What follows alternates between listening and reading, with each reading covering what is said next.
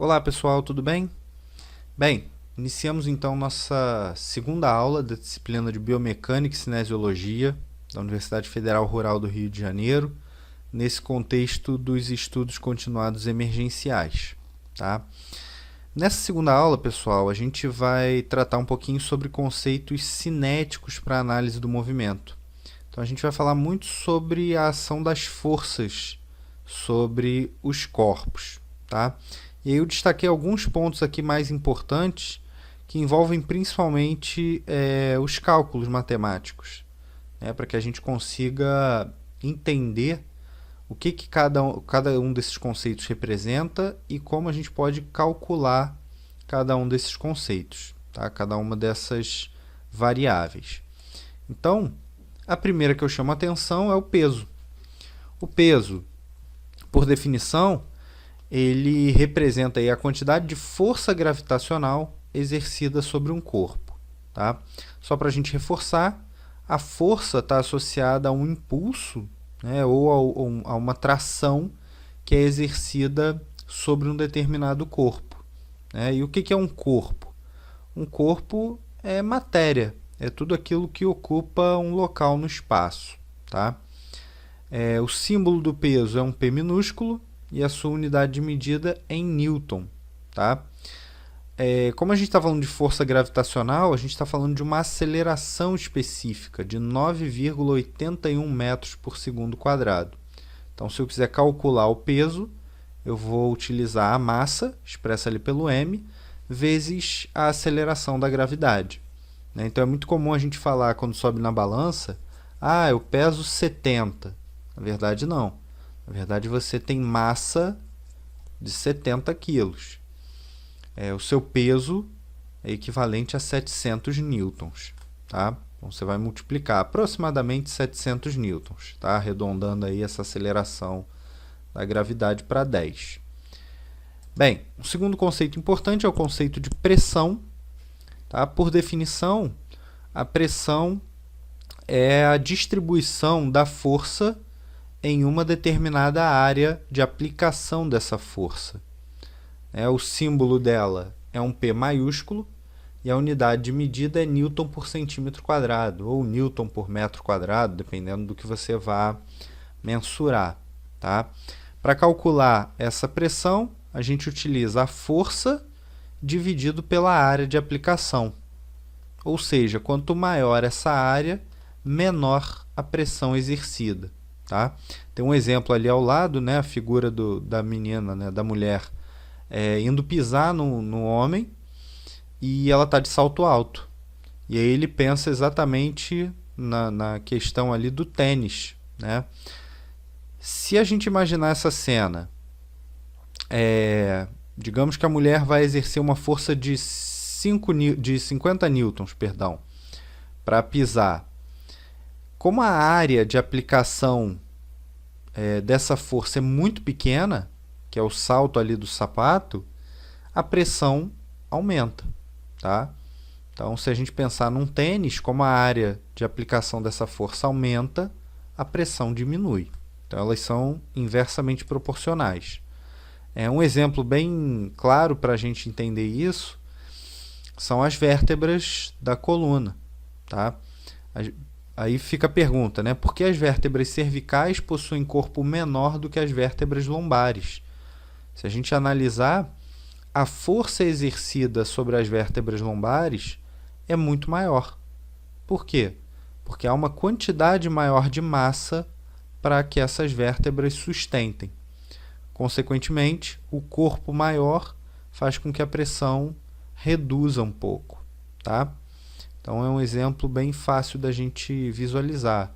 É o mesmo princípio do porquê que a faca corta, né, ou perfura os tecidos e os corpos de uma forma geral. Porque você aplica uma determinada quantidade de força numa área que é muito pequena. Então, a lesão acaba sendo perfurante. Um outro conceito importante é o conceito de volume, que é a quantidade de espaço. É importante a gente ressaltar, tridimensional, ou seja, eu vou considerar largura, altura e profundidade que um corpo ocupa.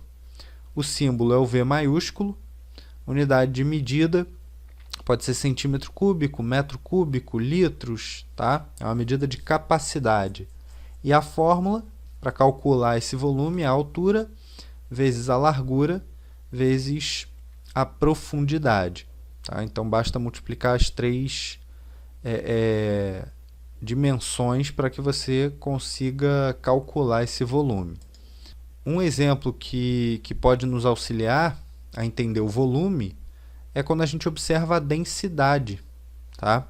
Por quê? Porque a densidade ela é, por definição, a quantidade de massa por unidade de volume. Tá? Então, o volume é o espaço que aquele determinado corpo ali ocupa.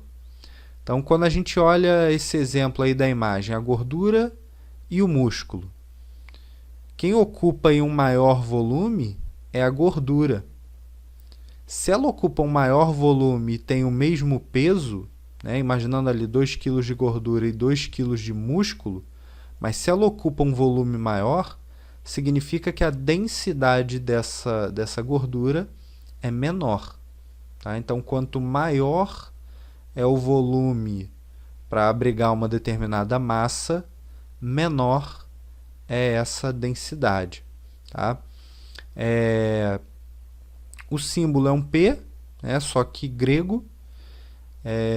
A unidade de medida é o quilo por metro cúbico ou centímetro cúbico, né, dependendo do que a gente queira mensurar. Tá? E a fórmula é a massa dividido pelo volume. Tá? Ponto aí importante, peso por unidade de volume é proporcional à densidade. Tá? Então, foi exatamente essa relação que eu comentei entre o volume que um determinado corpo ocupa e a sua massa. Tá? Então, se eu imagino dois compostos, né, distintos com a mesma massa e um ocupando mais espaço que o outro, esse que ocupa mais espaço, ele tem uma menor densidade, tá? Ele é menos denso. Um exemplo bem clássico, né? Aquela brincadeirinha. Nesse caso aí não é algodão, né? Mas o que é mais pesado, 10 kg de ferro ou 10 kg de pluma? Então, se a gente observar, os dois têm a mesma quantidade de massa, né? A mesma quantidade de matéria, ou seja, a mesma massa. Então, os dois têm 10 quilos. Porém, se a gente pensar no volume, as plumas vão ocupar um volume muito maior. Tá? Então, se a gente está falando de duas coisas que têm a mesma quantidade de massa e uma delas tem um volume maior, essa que tem um volume maior tem a densidade menor. Tá, ok? Um outro conceito importante é o de impulso. Né? Basicamente, quando a gente fala de impulso, a gente está falando da força sendo aplicada em um determinado corpo. Como é que ele é quantificado?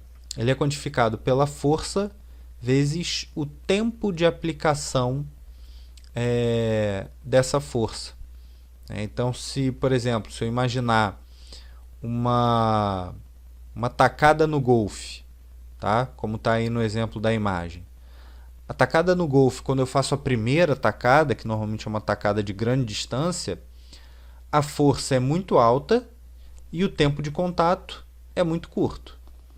Se eu imaginar quando o indivíduo já está bem próximo ao buraco, normalmente a força vai ser muito pequena, enquanto que o tempo de ação dessa força ele é um pouquinho mais prolongado. Tá? Então, é essa condição aí que a gente observa. Pequena força agindo por um período prolongado. Tá? Numa segunda condição, o indivíduo ali rebatendo uma bola no beisebol. A gente vai ter a aplicação de uma grande força, porém numa condição de tempo muito curta. Tá? Qual é a grande diferença? Essa grande aplicação de força num período muito curto, ela faz com que haja uma aceleração muito grande na bola. Tá? E por fim, eu tenho o torque. O torque ele está associado a um efeito rotatório criado pela aplicação de uma força excêntrica. O que é a força excêntrica? É uma força aplicada fora do centro de gravidade de um determinado corpo. Então, se eu aplicar essa força exatamente sobre o centro de gravidade, eu vou ter uma força cêntrica, que não vai me gerar uma condição rotacional. Quando eu aplico numa condição excêntrica, né, fora desse centro de gravidade, né, do centro de massa desse corpo, eu vou ter um giro acontecendo, ou seja, eu vou ter um eixo de movimento e esse movimento será rotacional, gerando então o torque. O símbolo do torque é um T maiúsculo e a unidade de medida é Newton-metro. Tá? Para a gente calcular esse torque, a gente utiliza a força vezes a distância em que essa força é aplicada. Distância do quê? A distância do eixo de rotação. Então, eu tenho que saber sempre qual é a distância. Se essa distância é de 15 centímetros, 20 centímetros, enfim, não importa qual é, eu vou multiplicar pela força que foi aplicada, que, consequentemente, será na unidade Newton. Tá? Daí a unidade Newton-metro. Então, eu vou ter uma unidade Newton, que é a força, e uma unidade metro, que é a distância. Tá ok? Bem, pessoal, então espero que tenha ajudado e até o nosso próximo encontro. Tchau, tchau.